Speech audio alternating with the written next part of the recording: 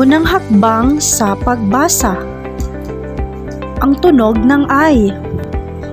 Ang tamang pagbasa ng ay.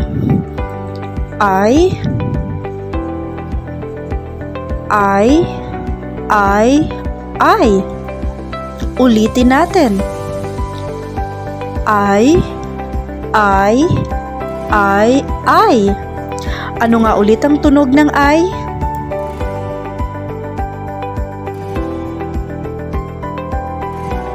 Bigkasin mo ulit ang tunog ng ay.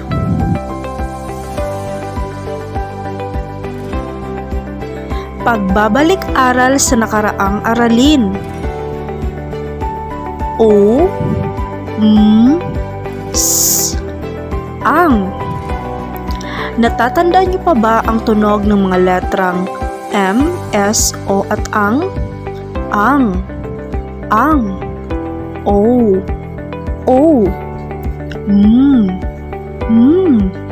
S. Bigkasin mo ulit ang tunog ng mga letrang M, S, O at ang.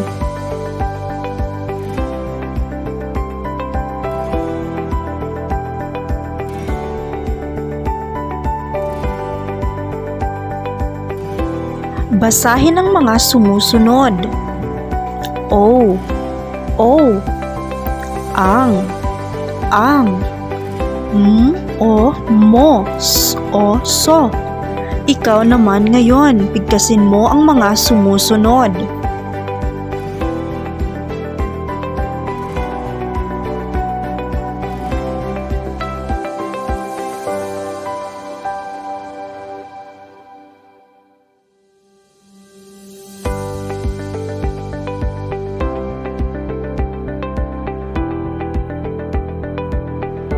Halina at tayo ay manood, makinig at matutong magbasa.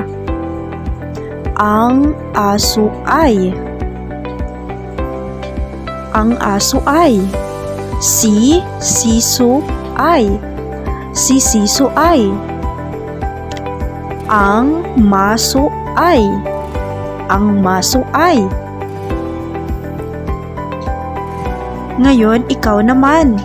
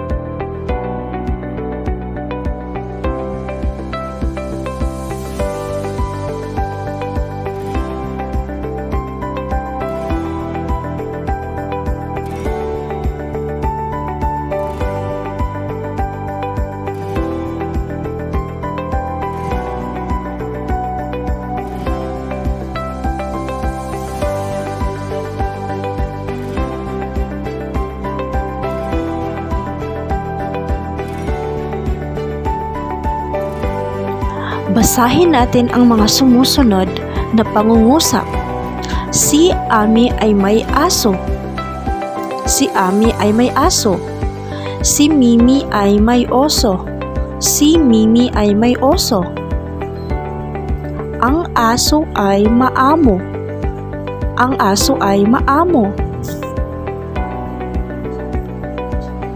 Ngayon, ikaw naman, basahin mo ang mga sumusunod na pangungusap.